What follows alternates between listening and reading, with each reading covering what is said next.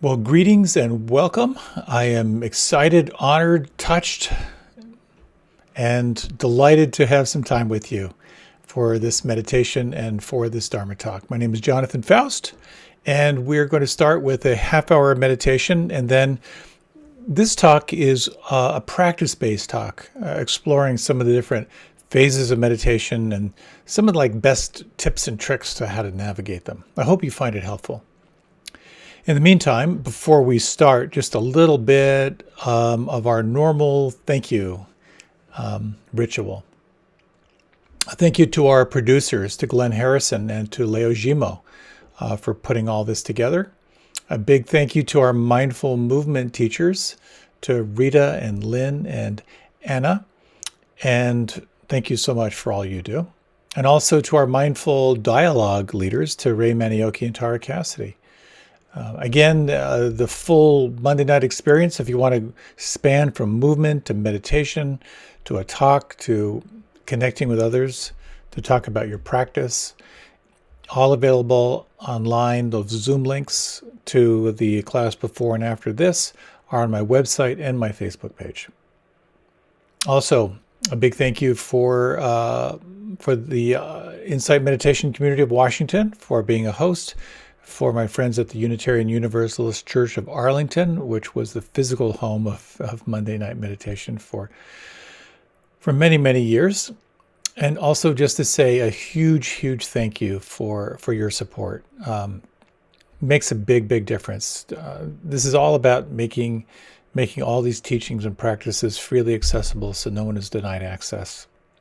You know, there's so much commercialization, so much monetization around this stuff, and I just feel inspired by the original guidance that said that these teachings are priceless, so there should be no charge, and the mutual sharing of generosity benefits all. So if you feel inspired to make a donation, thank you, and your practice and your attention is also a donation itself.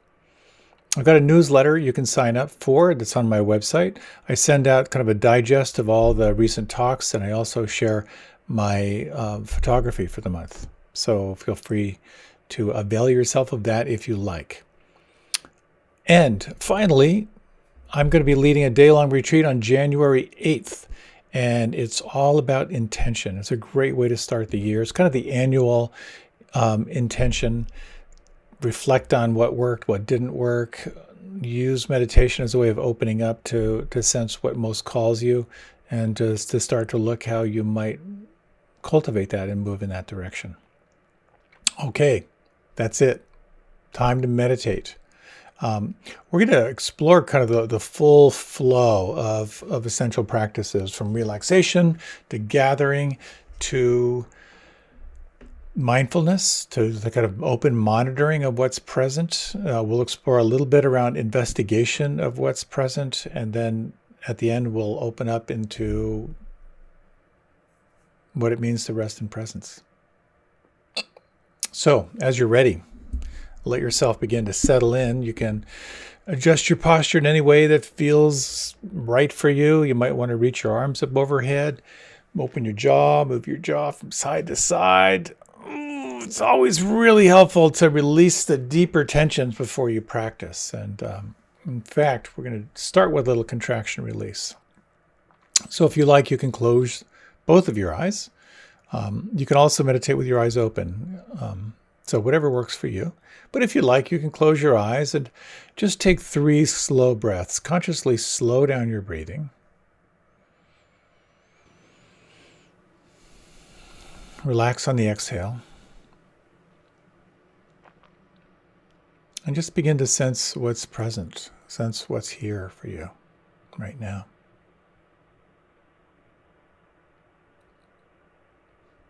Then if you would, make your hands into fists. Tighten up your fists, tighten up the forearms, the biceps, the triceps, the muscles around the shoulders. Inhale and hold your breath, and hold and squeeze. Focus on the contraction. And then release. And just track the sense of relaxation that might be flowing through your arms and into your palms.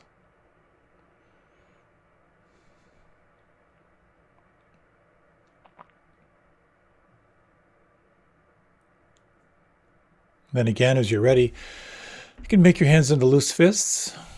Tighten up your fists now. Tighten up the forearms, the biceps, the triceps, muscles around the shoulders. Draw your shoulders up toward your ears. And again, when you're ready, inhale, hold the breath, and focus on the contraction. Tighten a little bit more. Hold, squeeze.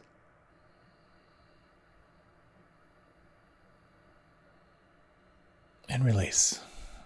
Relax the shoulders, relax the arms, soften, open the palms. And again, just feel the movement from holding and contraction to release and to letting go.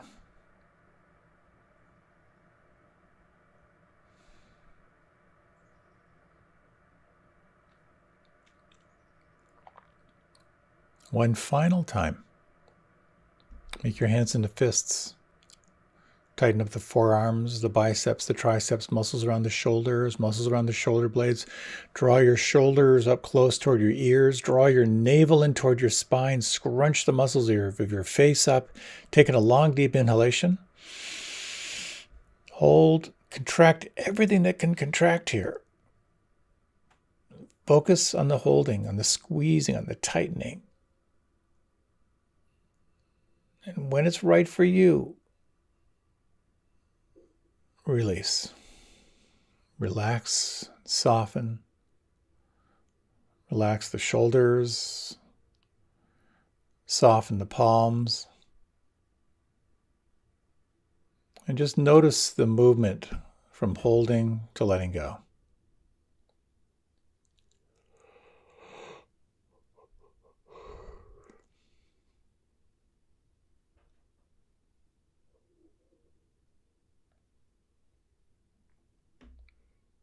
Take this time now, if you would,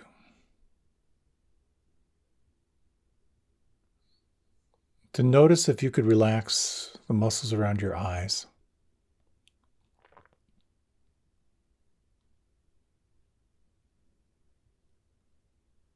Could you feel your forehead smooth and at the same time relax the back of the head?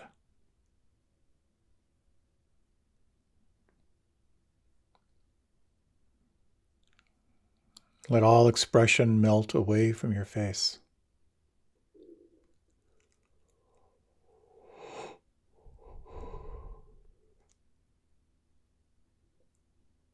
Feel the inside of your mouth and notice if you can relax the root of your tongue. Feel the lips and notice if you can soften through the jaw.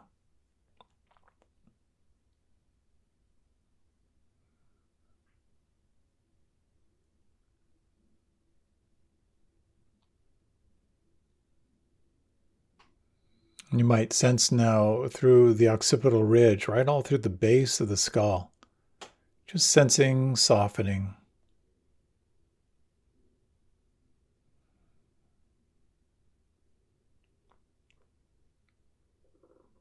And feel now the weight and the volume of your shoulders. And track the weight and the volume of your arms down through your elbows.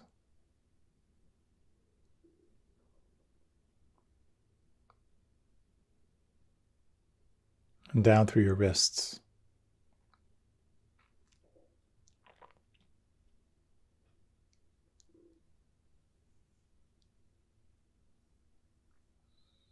And could you relax and soften the palms, the backs of the hands, the fingers and thumbs?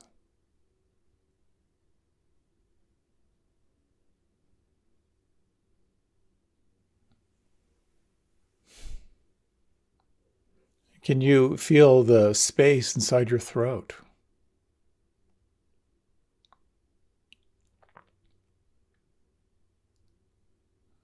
The space inside your lungs?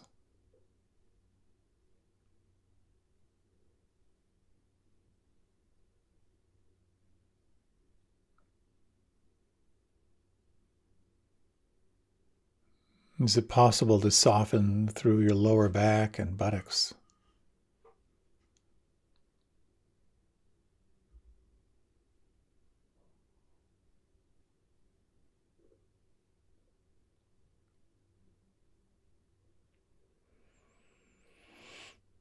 You might bring your attention about 3 inches below your navel, right at the very core, the center of your belly. And notice if you can just hold your attention here as you consciously soften and feel.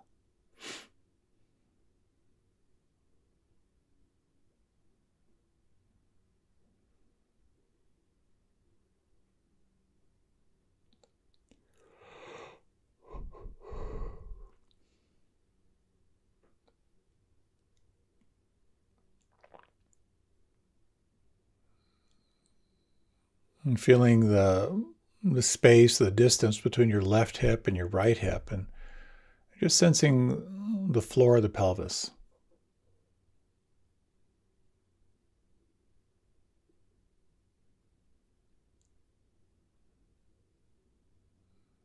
And tracking now down the length and the volume of your legs, from your hip joints down through your knees.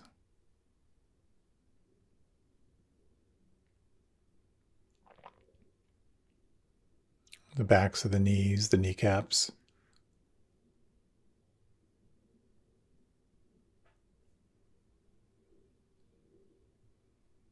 Down through the ankles.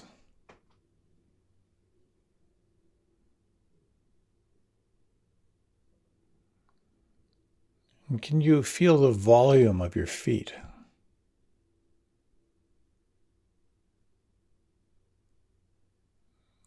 Sensing from inside the soles of the feet and the heels.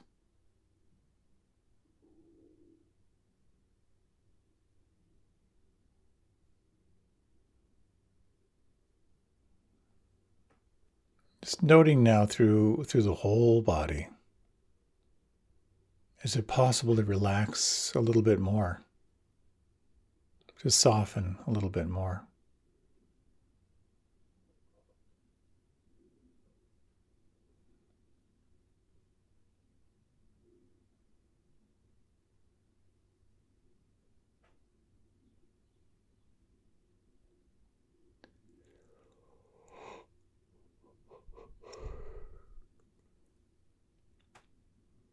And you might notice how, in this conscious sense of relaxing and softening, there's also a quality of receiving, just allowing the breath to happen by itself, and receiving the sound vibrations around you.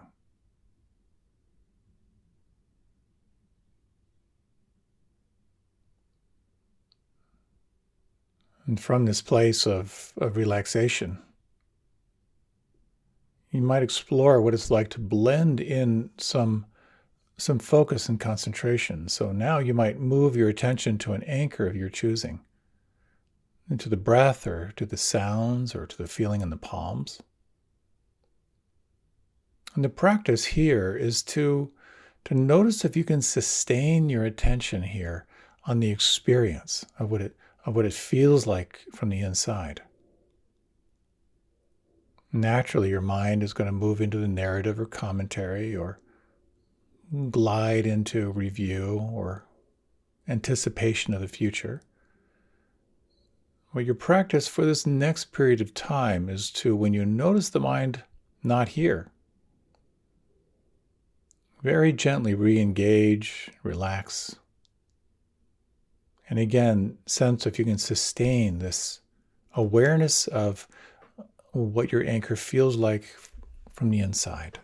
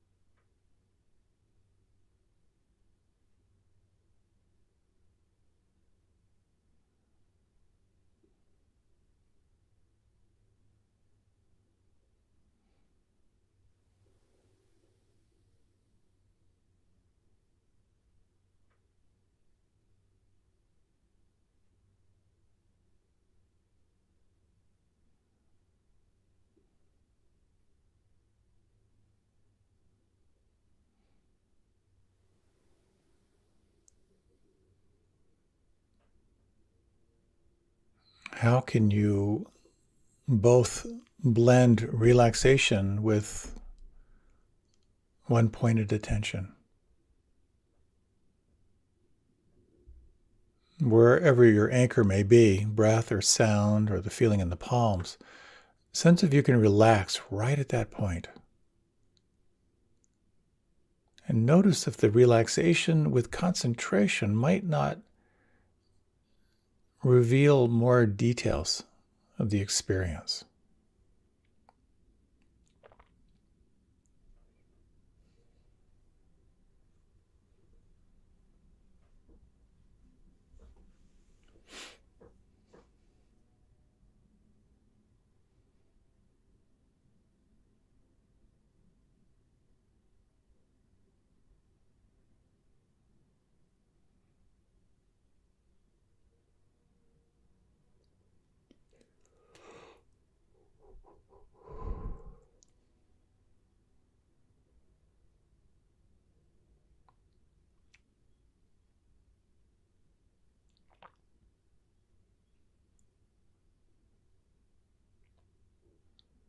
There's a natural arising in this practice that arises out of relaxation and concentration. And this quality of non-judging, non-preferential awareness. You can sense this as the observer or the witness, or this quality of mindfulness. And you may find that it's natural to widen your attention beyond your anchor, to notice the entire field of change. Is it possible to both relax and at the same time notice all the weather systems that are moving through? The flow of sensation, of thought, of mood, of emotion, of states. Observing without judgment.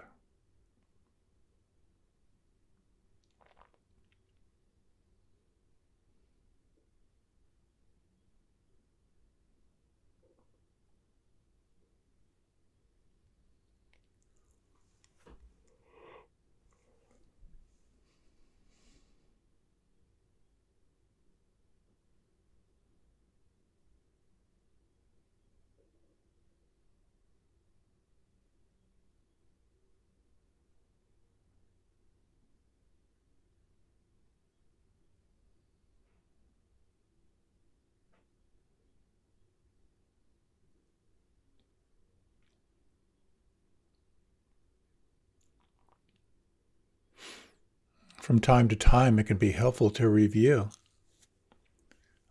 to sense what could soften inside,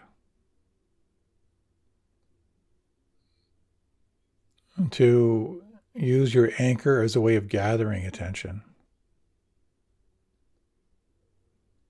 and then to widen your attention, to opening to the field of change, and noticing if you can let things be as they are, or exploring yet another element of this practice. And this is to say, if something is present that is challenging or persistent, unpleasant sensation or strong emotion or mental fixation, you might turn to investigate this, moving from your anchor to sense this practice of rain, to recognize what's here, to name it, to sense if you can allow or make room. And then to actually deeply explore somatically. Can you locate this feeling inside? Can you be with it? If you were to offer it some form of loving presence, if you were to hold it with empathy or compassion, how might it move or shift or change?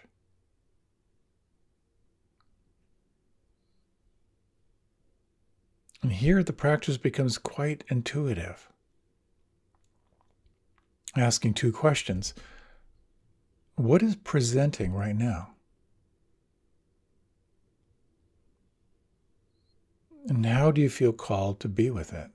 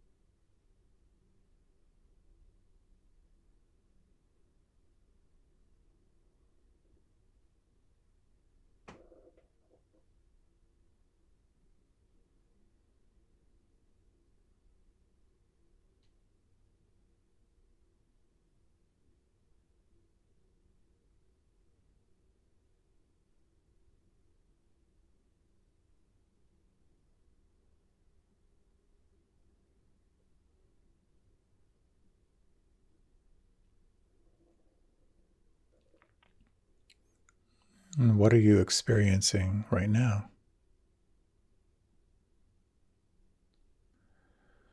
And is there a sense of how this wants you to be with it?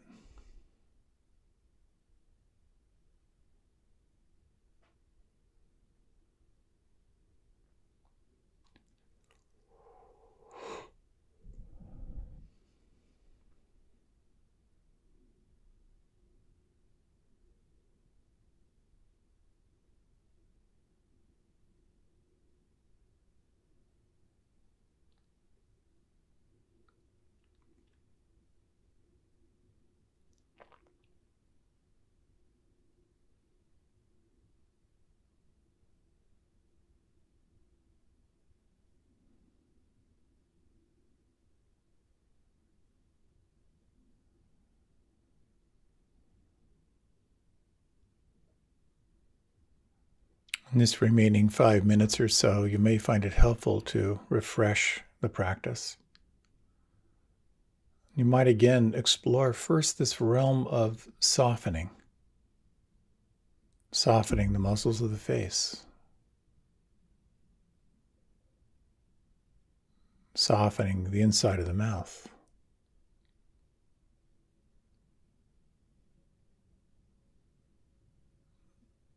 and softening the palms and the backs of the hands, fingers and thumbs.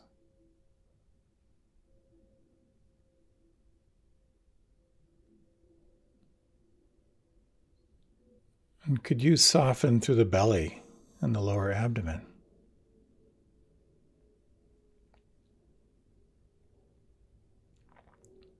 Softening the soles of the feet and the heels.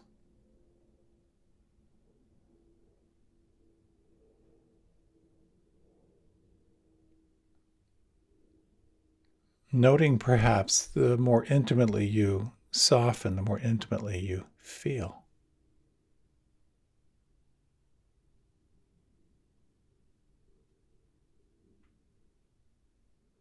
Through the next 3 breaths, you might explore how intimately can you experience your anchor from the inside.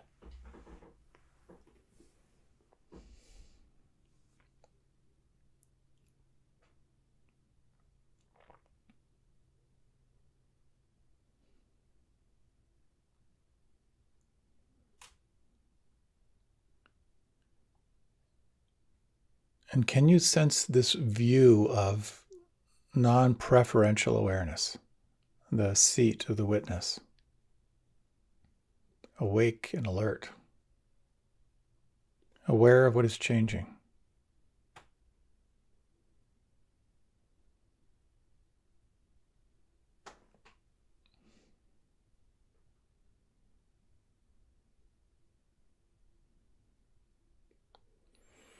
And each of these elements of consciously relaxing, of using concentration to gather,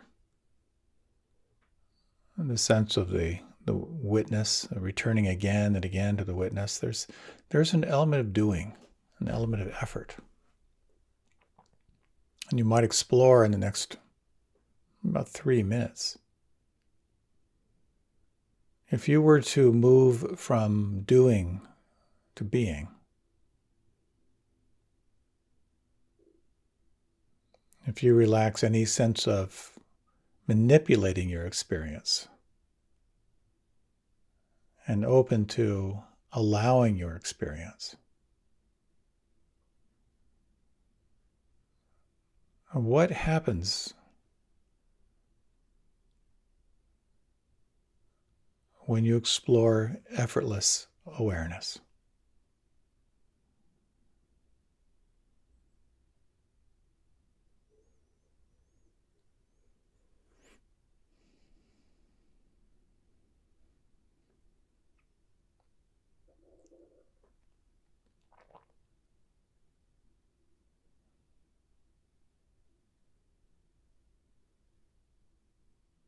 Is there anything right now that could soften or let go?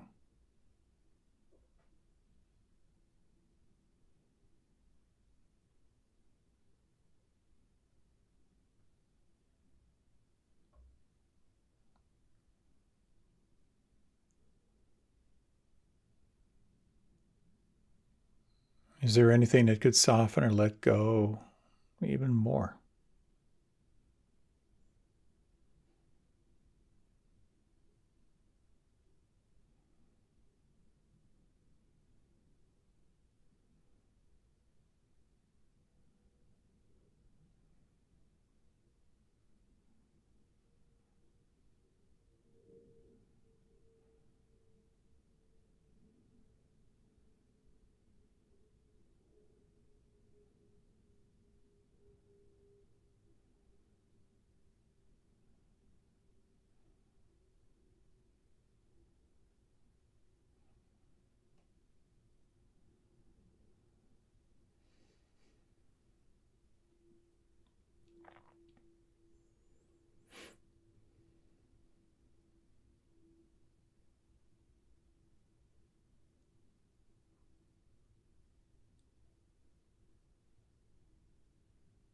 You might now very, very gently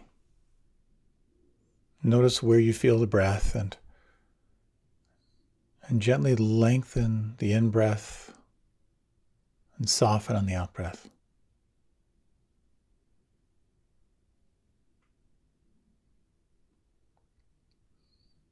And is it possible to be deeply relaxed and at the same time vibrantly alert?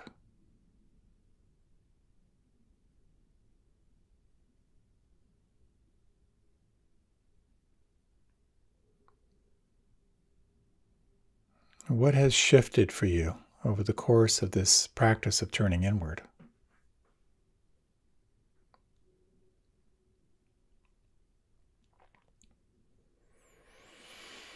And as you're ready now, you might begin to deepen your breath. You might like to let your head drift a little bit to the left and to the right. Let your body move and stretch in any way that feels good for you.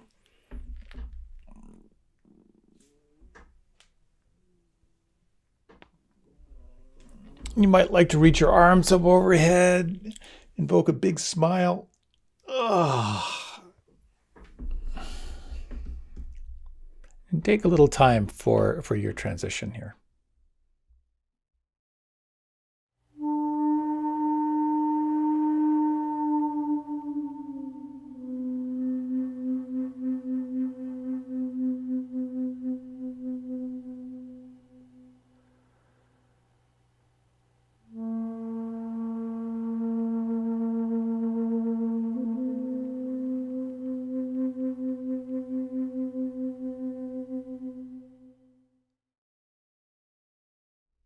Welcome.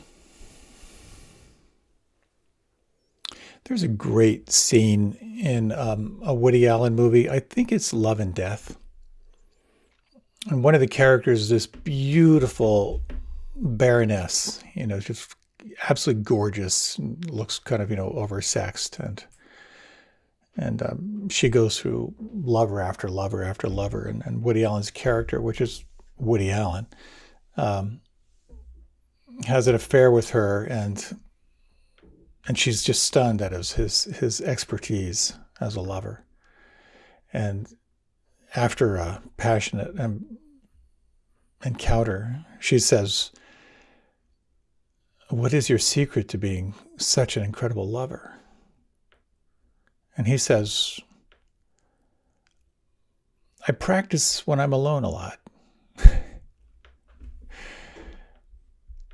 So that's my segue to talk about practice. Practice, practice, practice. I'd like to offer some kind of a review and some tips for what I think of as sort of like 5 essential elements of a meditation practice. It's the practice of relaxing, the practice of gathering, the practice of being the witness, the practice of investigating what's present, and then the practice of non-manipulation. I know for myself, I've had times when I've been on a meditation retreat and I'm just flummoxed. What am I supposed to do? And I think for many of us, when we start meditating, the rules are pretty clear. you know? And essentially, it's relax and pay attention, and many, many different variations of how to do that. But there's so many techniques, and there's so many approaches, and there's so much nuance in the practice. And in the tradition of insight meditation or Vipassana, it's particularly nuanced. So I thought we would go through each of these steps, and I'll just share a little bit about why each of these is important and why each of these is interconnected to the other. So I'm going to offer some short reflections through this. This may not be the best thing to listen to if you're driving, but nonetheless, I hope you find it helpful. I like to think that the first element of a meditation practice is conscious softening and relaxing. Because when we're holding on to tension, it's very, very difficult to become present. And we have to be here, and we have to have access to energy to meditate. So I did this practice very much inspired by Swami Kripalu. Swami Kripalu was the inspiration for the ashram where I lived for 24 years. And he did a form of what we could call surrender meditation. He did all kinds of forms of meditation, but particularly toward the end of his life, where he would basically kind of offer a prayer to life force and then surrender to whatever the life force wanted him to do, which was sometimes to lie down, sometimes to meditate, sometimes to chant, sometimes to do all kinds of asanas. Sometimes he would do mudras with his hands, but it's all coming from this awakening of energy inside. And I just got inspired by that. And I thought, you know what? And he has some very detailed teachings on how to go about it. You know, because it is a practice of surrender, it's very, very much enhanced by being very rigid around your time. So you set a very specific amount of time when you go into the practice. So I thought I would do it.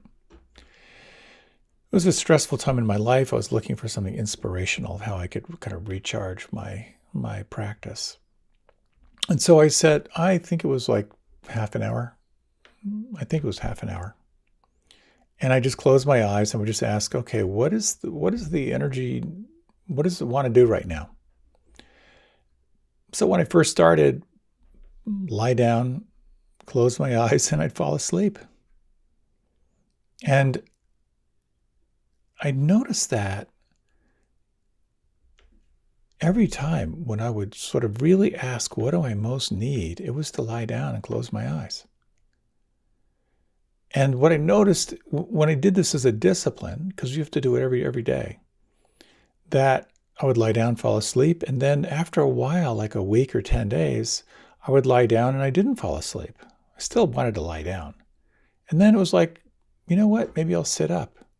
You know, gosh, it feels like my body wants to move. And then my practice became really quite alive. But it's only because I gave myself that permission to relax. So there are times when I might be exploring with someone around their practice and they're so depleted and they're so overstimulated that I've recommended an approach similar to this. Set a very specific time and also make a very deep commitment to do this daily, because you really need the discipline to support this. And then invite yourself to lie down. Do a lying down meditation. If you fall asleep, great. That's what your body needs. But if you do it on a regular basis, you may find that some aliveness starts to flow.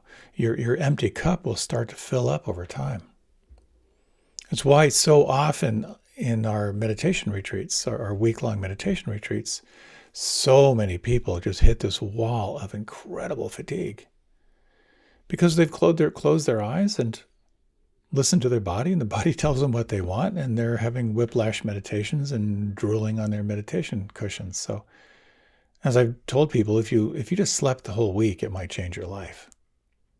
So relaxation is so critical, because number one, if you're overstimulated or depleted, it's going to help you to kind of fill your cup. but it's also a really interesting way of engaging somatically, engaging the body into the present moment, which is, of course, where the action is. So, little Zen pop quiz. If you like, you can close your eyes. I'm going to invite you to let your attention just sort of flood into a particular part of the body and notice what happens. So if you would, bring your attention to the root of your tongue and notice if you can relax and soften here.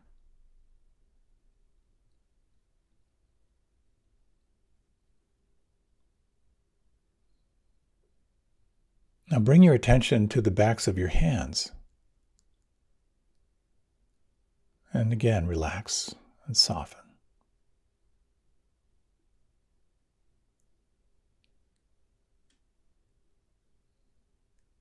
And now, if you would, bring your attention to the soles of your feet and your heels. And again, relax. And notice what happens here.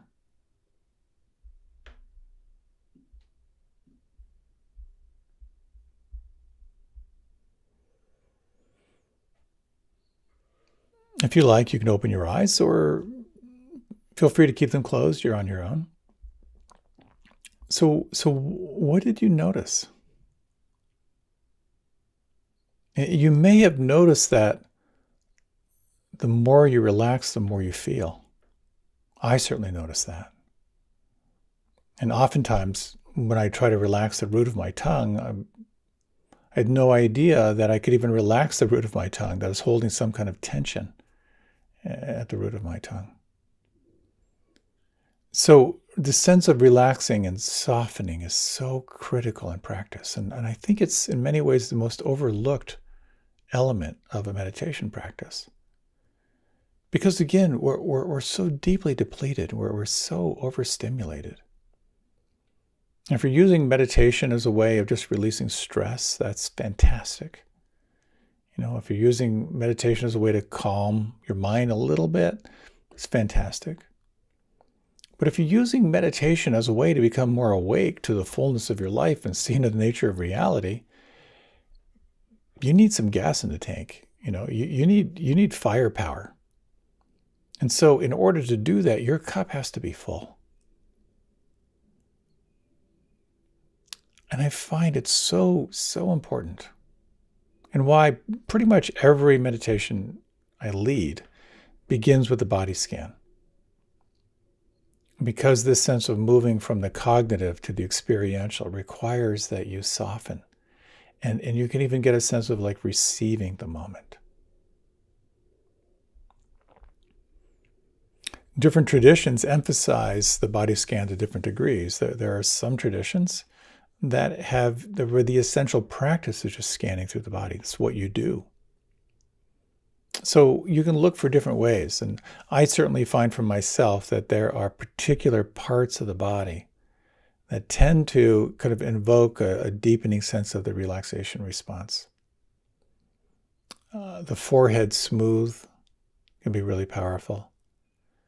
When you sense if you can relax the muscles of your face, quite often you'll be aware of how you're holding all these micro expressions on your face, and that can invoke a dramatic response. The root of the tongue kind of invokes this whole kind of gangly of muscles that can invoke the relaxation response through the jaw, etc. Palms of the hands, of course, very, very powerful. We sense so much in our hands. Soles of the feet. Sometimes it can feel like your attention just like drops down the soles of your feet when you just notice the heels. And a powerful way that I have found is to feel, and you might just feel this now, just kind of 3 inches below your navel, and then in toward the very center of your body. If you hold your attention here and relax,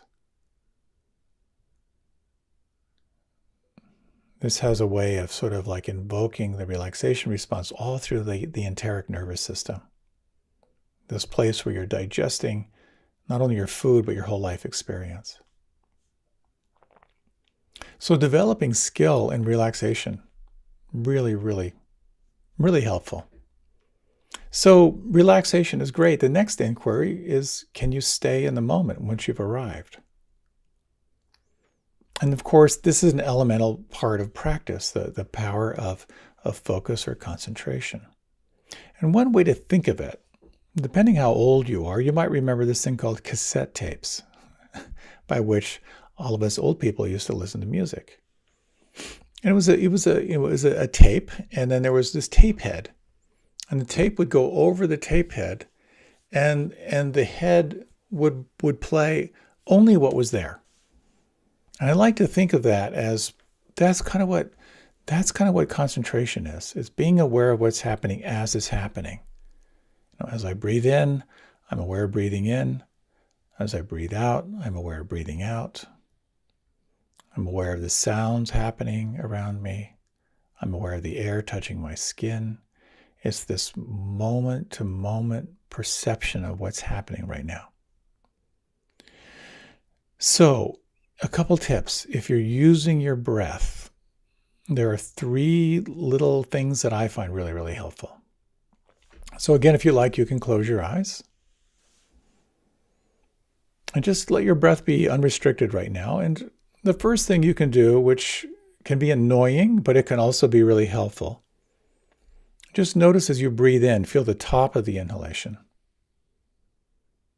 And then the sort of the softening on the breath out. And if you would, starting with the next inhalation, count 1. The next inhalation, counting 2. And continue counting up to 5.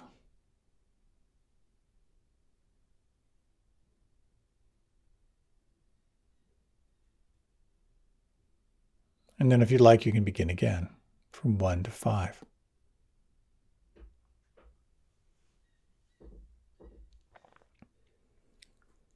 And this kind of short-term counting can be a helpful way of just bringing your attention right back. And here's a second thing you can try.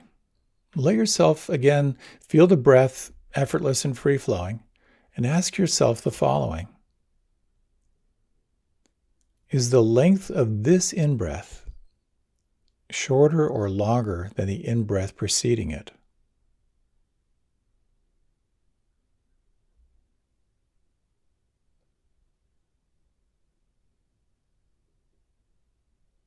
You may notice this might invoke a deepening sense of absorption.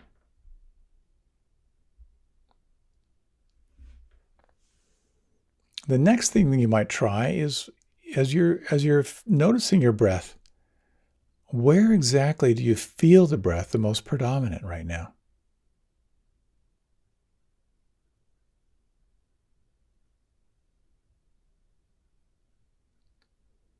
And are there any new sensations that you can identify on the inside?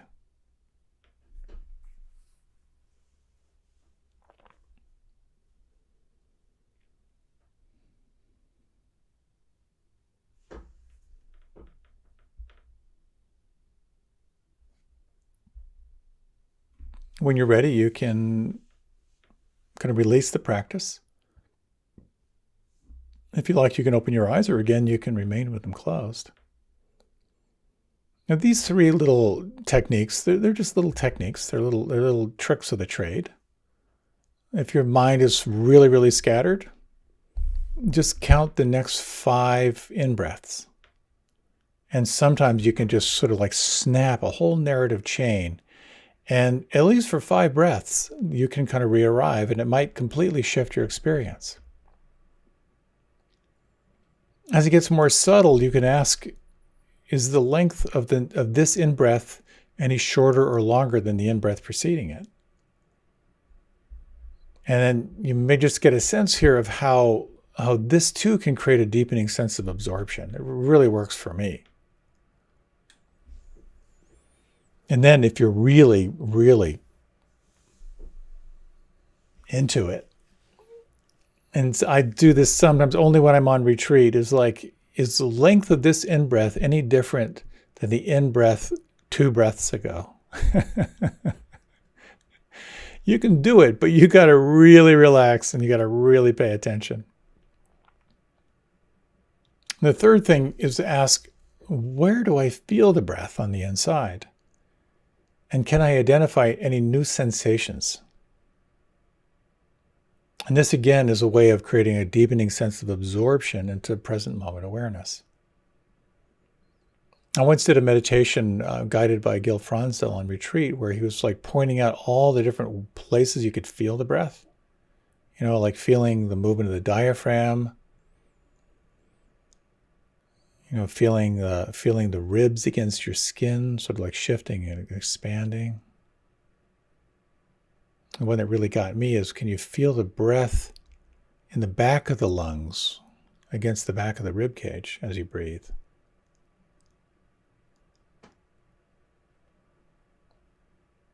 Again, very, very subtle. But concentration, of course, is a very important element in the practice. It's being absolutely present. And there are a couple things that kind of arise out of this one-pointedness. On the one hand, it's calming. It's a calming practice. And I can never really figure that out. Like, why concentration is effort to me? How could it be calming? But when you think about it, fear is future-oriented. So if you call your attention back from a future-oriented, fear-based narrative, and you do that enough times, you're going to begin to calm your whole nervous system. There's also this deepening sense of the relaxation response that occurs. Coming back again and again and again begins to shift your physiology. And all these different neuropeptides and hormones start to be released, and it's quite amazing. I've noticed sometimes when I'm leading a retreat, like in a corporate thing where everyone's all buttoned up and bringing their A game to work, and I'm leading like a body scan meditation, there'll be all this gurgling in the room, and the gurgling is, as I understand, is called borborism. And what that is that when you're under the stress response, the blood is shunted away from your belly to stay active in case you need to fight or flight. When you're in the stress response, there's the capillaries dilate, the eyes dilate, because you're just ready for anything that might happen. When you invoke the relaxation response by consciously relaxing and becoming more and more present moment based, well, then suddenly the blood that's out at the extremities starts to flow back in. Digestion starts to reassert itself, and your stomach will start gurgling. So it's a good sign if you find yourself gurgling and burbling. There's more to just calming and relaxing, though. The more you get absorbed into the present moment, the more it can open up amazing experiences. And if you're at all familiar with some of the deeper concentration states, the access concentration states, they're marvelous. They're exquisite. It'll actually take you into profound what some think of as altered states, and some think of it like, well, these are the normal states. A kind of upwelling of joy can occur the more you become absorbed into the present moment. And then beyond joy, there's just a steadiness. And according to the Buddhist tradition, there's different traditions say different things, but there are these different stages you move through concentration. So concentration requires some willpower, because you're calling your awareness back again and again and again. And it's very, very interesting, because this is where a lot of people start to struggle in their practice, because their mind is this caffeinated chipmunk. It's completely out of control. But of course, what occurs over time is that your mind actually does begin to sit for longer and longer periods of time. You're teaching this puppy how to sit. In the beginning, it doesn't even know what you're talking about. But with patience and persistence, it starts to sit for longer and longer periods of time. And something begins to arise when you are relaxed, and when you are calm, and when you are present. And that is that something in you that knows you are present becomes more alive. And what is that? Like, what is that element of cognition that arises in practice? What is it that's actually aware of what's happening and aware of how you're relating to it? This is juicy stuff. This is the arising of what some call mindfulness. What I find is thinking of this as like, here you can really take the seat of the witness. And the witness is this objective observer. When I was going off to boarding school in 9th grade, I had to read a book by Robert Heinlein, Stranger in a Strange Land. And it was like one of the first books that just bent my mind. It was great. And there was one scene I remember. I don't even know why I remember that scene, but I thought about it as I was thinking about this talk,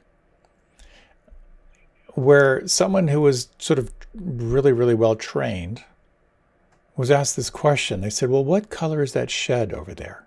The shed, a small building. The person said, well, it's red on this side. And the character went on to say, there's no assumption that it's the same color on the other side. So it's red on this side. And this is fascinating to me because our mind is just, it's a narrative. It's making up stories as we go along. And quite often, the mind just fabricates the kind of the craziest stories. The arising of what we could call witness consciousness is the capacity to recognize what's true and what's here. It's not your story. It's not your preference. It's not how you want it to be. It's what's actually happening. And this becomes the faculty of insight and the faculty of liberation.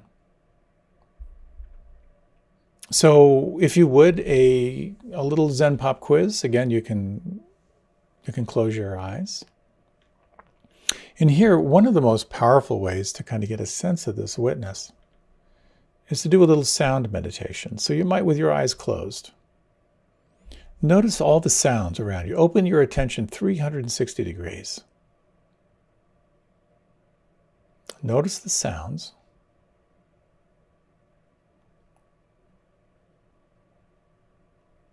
And notice that there's a quality of mind that's going to do three things. It's going to identify the name of each sound. It's going to identify its location. And it's going to do a determination as to whether it'll kill you or not.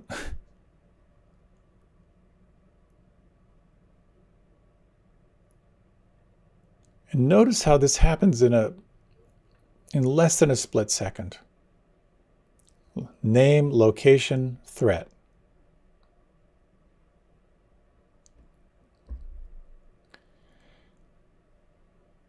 And notice how the more you relax, the more you can actually receive the sounds.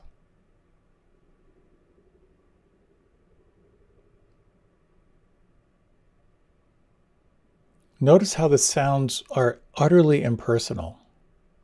They have nothing to do with you. They're just happening.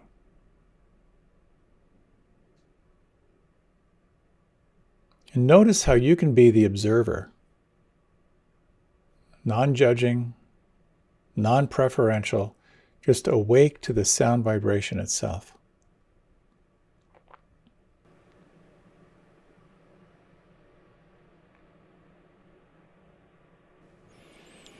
And just to take this one step further, another like 45 seconds, is it possible to open to the realm of listening without any labels?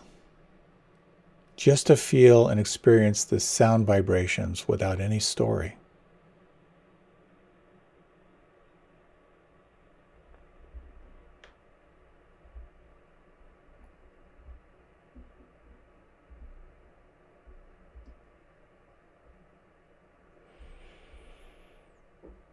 And take a moment to sense what may have shifted in this little practice here for these minutes.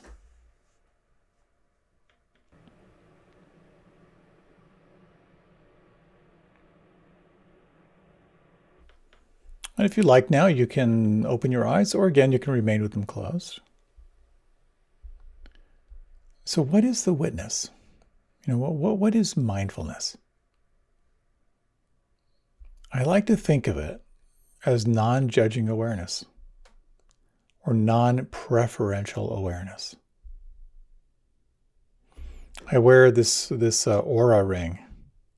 It's got 3 little diodes on it, and it tracks my temperature, my respiration, my heart rate variability, and it's a very, very accurate sleep tracker. What I've noticed about my aura ring is it doesn't care what I think about the results it's reporting out. It could not care less. It just tells me what's going on. There's a brutality to it. Definitely a brutality to it. But it's a very interesting lens, because this is what happened. This was my heart rate variability last night. If I eat something a little bit late, I get a little thing that says, you know what? You may have eaten something a little bit late that may have interfered with your sleep. That's what we're calling on when we practice this quality of the witness. We're just observing what's happening. So concentration, and this is a cool distinction, concentration is noticing what's happening as it's happening. As I breathe in, I'm aware of breathing in. As I breathe out, I'm aware of breathing out. Mindfulness, or the witness, will reveal your relationship to what's happening. So here you can begin to see that there is an attitude in your mind all the time. And usually the attitude is either liking and wanting more, or not liking and wanting to nuke it, or boredom. So just as there are traditions that really focus on relaxation, and traditions that are all about concentration, there are traditions that are very much about witness, developing this witness. And one of the interesting practices, if you've practiced this before, is the practice of noting or labeling.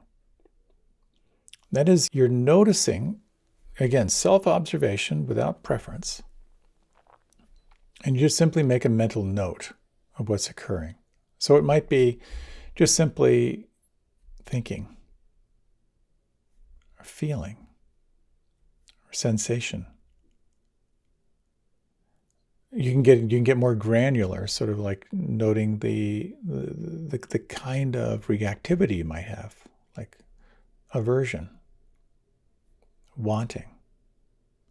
And just notice here, and again, what happens in this practice, and usually I find the practice to be annoying and not that helpful. Sometimes it's super powerful. Another way you can do noting or labeling is just to practice like I am aware of. And this can be sometimes a little bit more of something you can grasp, like I'm aware of the lights on my face. I'm aware that my lips are a little bit dry. I'm aware that I want to take a deep breath. I'm aware of the weight of my shoulders. I'm aware of a feeling of gratitude to be able to share these practices with you. And here, what I find so helpful is just in my little reporting out, there's nothing linear about it, because awareness is not linear. As I like to say, awareness is pretty much scanning all the time for things that could kill you. So this sense of being able to witness the natural movement of the mind can be very, very helpful, incredibly valuable. Because the more you can be the witness, the more you can open up to what we think of as flow. When you have that sense of like stepping back and just noticing everything that's changing, it's a profound shift. You because you're opening up into this state of noticing the quality of awareness itself. If you are the witness, you can pretty much handle anything because you have access to that non-preferential awareness. You just see it for what it is. When you lose it, when you lose the witness, and you get attached. You're caught in either wanting it different or wanting to push it away or just kind of general confusion. So this is a natural progression, I find. You relax and arrive. You use concentration to be more and more ever present. And then in the sense of concentration, there's this sort of arising of the witness. And sometimes you can experience this as sort of like foreground and background. You can be aware of the breath, but in the background, you're aware almost kind of effortlessly all these other elements that are flowing by. So there's so much here to talk about. I am aware of time. There's even more to the witness because the witness is non-preferential. But we have another element in the meditation practice, which is the capacity to investigate what's happening. It's one thing to notice what's happening. It's one thing to notice the attitude in your mind, but in Vipassana meditation or insight meditation, you can turn to actually investigate the phenomena that are happening. And here, it opens up this whole interesting element. As one friend of mine said, his definition of Vipassana meditation is cultivating penetrating insights into the nature of reality. So here we have the practice of rain, which is kind of a modernized way of the kind of describing kind of the essence of this aspect of meditation. So this morning I was meditating and I was thinking about this talk, and I was aware I had a timeline. I got to get this thing done. And I noticed there was some kind of disquiet inside, like a familiar burning, kind of like right under my solar plexus. So as I noticed it, I moved into the practice of rain. I recognized it. Oh, here's something unsettling going on inside. And the A is to inquire, can I allow it? Can I accept it? So, yeah, I can make room for it. What else am I going to do? The I is to actually turn toward it and investigate it. And the N is to kind of nurture what you find with empathy, compassion, kindness. So as I sort of turn to this feeling, this is sort of like a pretty familiar kind of like burning, tingling feeling under my solar plexus. I noticed its location. I noticed its size, its shape. There was a color, kind of a redness. I thought it was like kind of a fire feeling. And as I just kind of hung out with it, I asked if there was an emotional word that resonated with that feeling. And I realized, oh yeah, this is anxiety. I'm feeling anxious about this talk. It's not fully formed, and I got to get this thing ready because I'm on a timeline here. As soon as I named it, there was sort of a sense of relief. But then I actually thought, well, let me just bring some loving presence to this, some kindness and some empathy, and I kind of feel it. I felt it begin to shift. It's sort of like softened. It began to flow, and I kind of had this sense of like, well, of course, it's not ready yet, but it'll be fine. It's gonna come together. It always does, and if I just sort of like be with it, I know I'm going to get more ideas. They're going to make it even better, and then it just kind of like shifted. That whole inner experience of disquiet just sort of like, it just moved on. Then I got to kind of hang out in the aftermath with just a sense of like, wow, this weather system of anxiety moved through relatively quickly. Sometimes it doesn't, but in this instance it did. So this is what makes the practice so valuable. That if there's anything that's arising in your practice, a strong physical unpleasantness or some emotional turmoil or mental agitation or mental fixation, you can turn toward it, name it, recognize it, ask if you can allow it, make room for it, And then move into an investigation, primarily somatically, for like locate it. Does it have a color or a shape? Sense what it needs. You might ask how old it is. How old is that feeling? Ask what it needs. It's a really important question. Or as I like to language, for myself, how does this want me to be with it right now?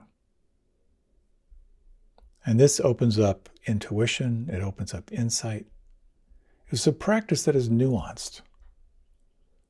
And there's always this question of like, when do I actually turn to investigate something? And it's utterly intuitive. Practice, practice, practice. And you'll find what's going to be valuable for you.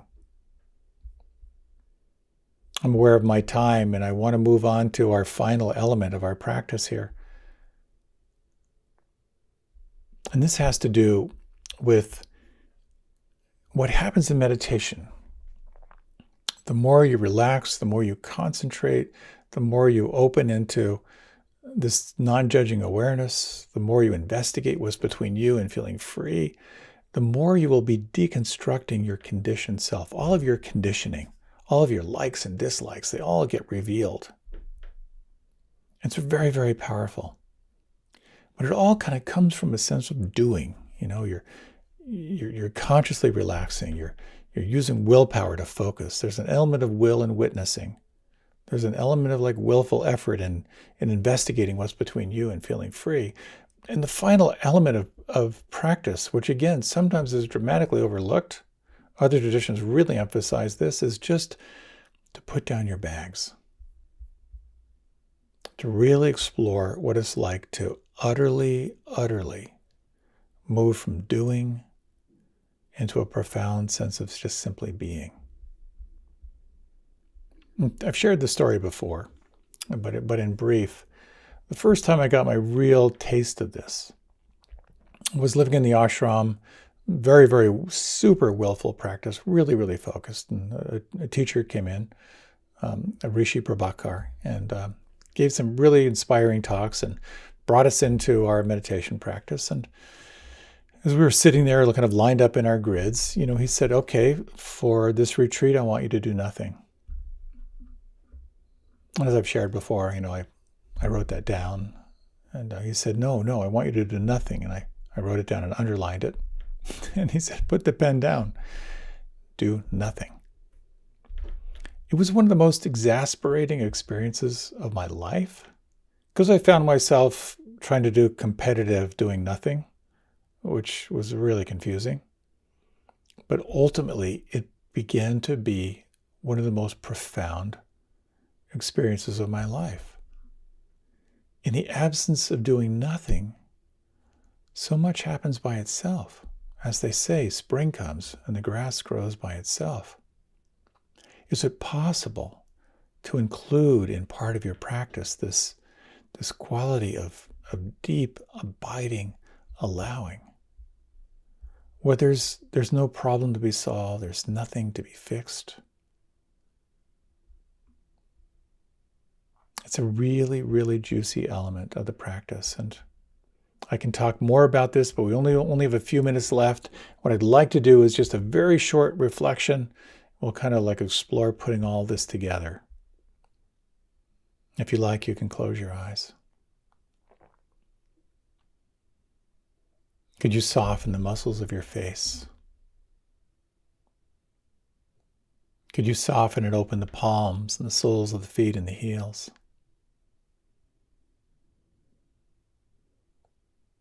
On the next out-breath, could you relax and soften even more?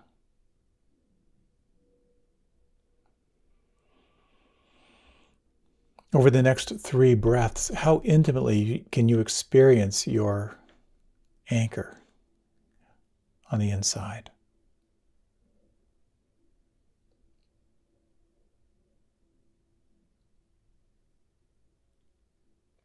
Can you sense this quality of here and now?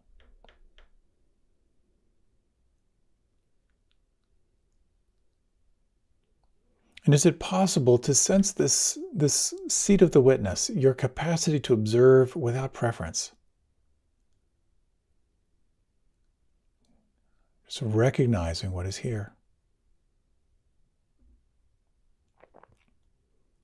And from here, you might sense the capacity from this place of non-judging awareness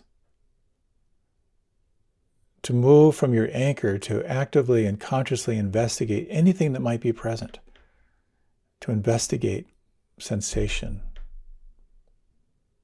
to investigate emotion and the somatic underpinnings of mood or feeling. The capacity to call on loving presence as this lubrication to explore what's between you and feeling free. And can you sense now, for a moment, imagine just simply being. Imagine the space behind you and in front of you extending out beyond the furthest stars. Imagine the space to the left and right of you extending out beyond the furthest stars. The space beneath you and above you extending out beyond the furthest stars. And imagine simply resting here, relaxed and alert.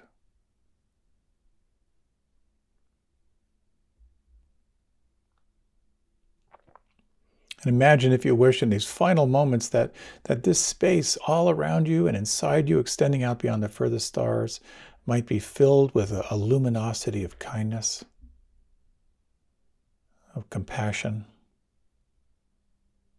And imagine each cell of your body touched by this quality of loving presence and radiating out in all directions.